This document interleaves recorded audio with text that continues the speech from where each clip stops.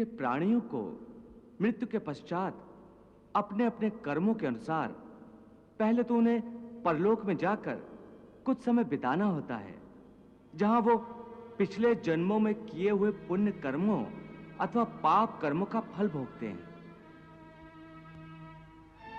फिर जब उनके पुण्यों और पापों के अनुसार सुख दुख को भोगने का हिसाब खत्म हो जाता है, तब वो इस मृत्यु लोक में फिर से जन्म लेते हैं।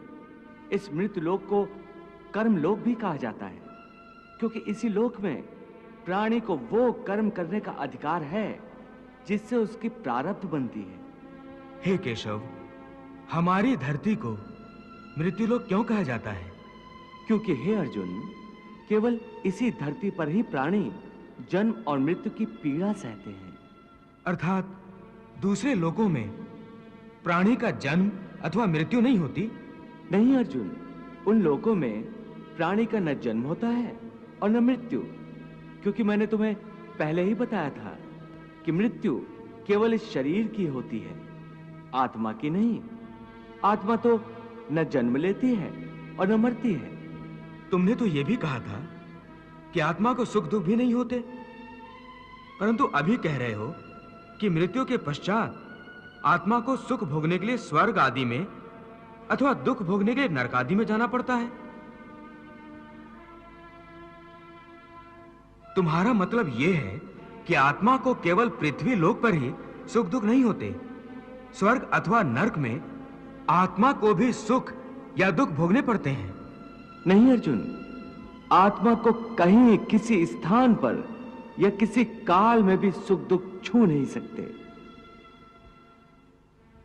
क्योंकि आत्मा तो मुझ अविनाशी परमेश्वर का ही प्रकाश रूप है। कमाई भी मुमकिन है।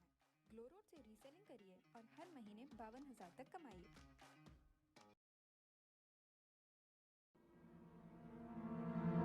हे अर्जुन, मैं माया के अधीन नहीं, बल्कि माया मेरे अधीन है, और सुख दुख तो माया की रचना है। इसलिए जब माया मुझे अपने घेरे में नहीं ले सकती, तो माया के रचे हुए सुख या दुख मुझे कैसे छू सकते हैं? सुख दुख तो केवल शरीर के भोग हैं, आत्मा के नहीं। हे केशव, लगता है कि तुम मुझे शब्दों के मायाजाल में भरमा रहे हो।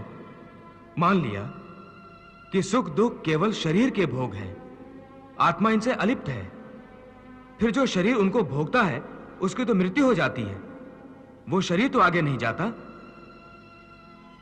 फिर स्वर्ग अथवा नरक में सुख दुख को भोगने कौन जाता है? जीव आत्मा। जीव आत्मा? हां पार्थ, जीव आत्मा। ये जीव आत्मा क्या है केशव?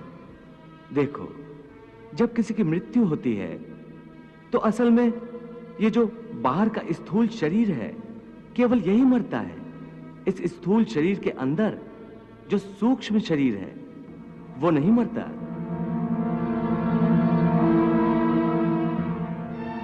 वो सूक्ष्म शरीर आत्मा के प्रकाश को अपने साथ लिए मृत्यु लोक से निकलकर दूसरे लोकों को चला जाता है।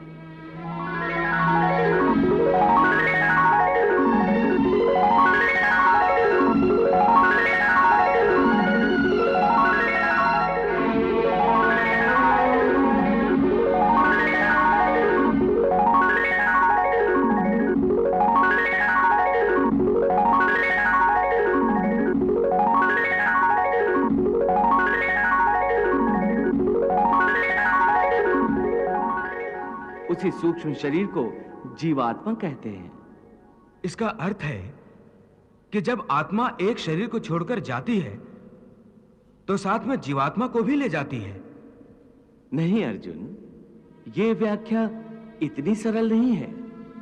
देखो, जैसे समुद्र के अंदर जल की एक बूंद समुद्र से अलग नहीं है, उसी महासागर का एक हिस्सा है। वो बूंद अपने आप सागर से बाहर नहीं जाती। हाँ, कोई उस जल की बूंद को एक बर्तन में भरकर ले जाए तो वो समुद्र से अलग दिखाई देती है। इसी प्रकार सूक्ष्म शरीर रूपी जीवात्मा उस आत्म ज्योति के टुकड़े को अपने अंदर रखकर अपने साथ ले जाता है।